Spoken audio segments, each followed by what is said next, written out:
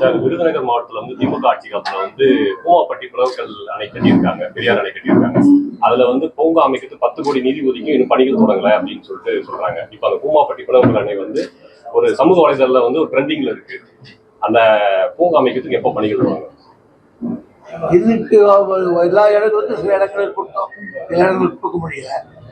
ரெண்டாவது சில இடங்கள்ல வாயில் போறாங்க தவிர நிலம் சரியா இருக்கிறதில்ல. அதனால இப்படியா இருக்கும். அதனால நான் சொல்லியிருக்கேன், பாமக நிலவர பிரச்சனைக்கு திமுக தான் காரணம். தொடர்ந்து அன்புமணி ராமதாஸ் குற்றம் சொல்லிட்டே வர்றாரு, அடிக்கடி திரும்ப சொல்லிட்டு வர்றாரு.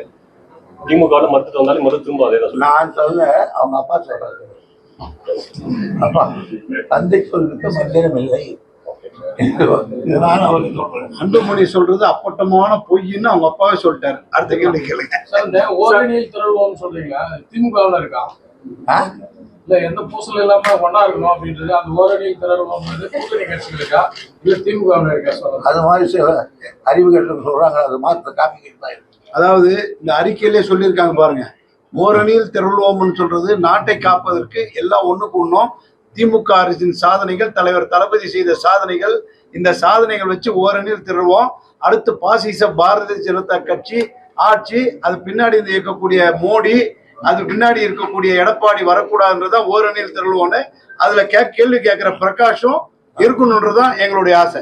மேட்டூர் டேம் திறந்ததுக்கு எப்படியே தண்ணி வருது, தண்ணி போய் உடனே அங்க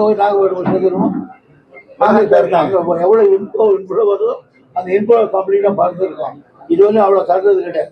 அத்தனை கண்ணையும் எல்லாம் முதல் முறை அத்தனை கண்ணையும் திறந்துருக்கு. ஆகியோர் போக்கு மனுஷன். அதே போல ராமதாஸ் பேசுறச்ச வெறுமனே குற்றச்சாட்டு முன்வைக்கல, அன்புமணி முதல்வர் ஸ்டாலினை பார்த்து தெரிஞ்சுக்கணும் அப்படின்னு சொல்லிட்டு உங்களோட பார்வையில முதல்வர் அந்த கட்சியுடைய சமாச்சாரம் இல்ல, அதுல இருந்து எங்க தலைவருடைய பெருமை உங்களுக்கு தெரியுதா?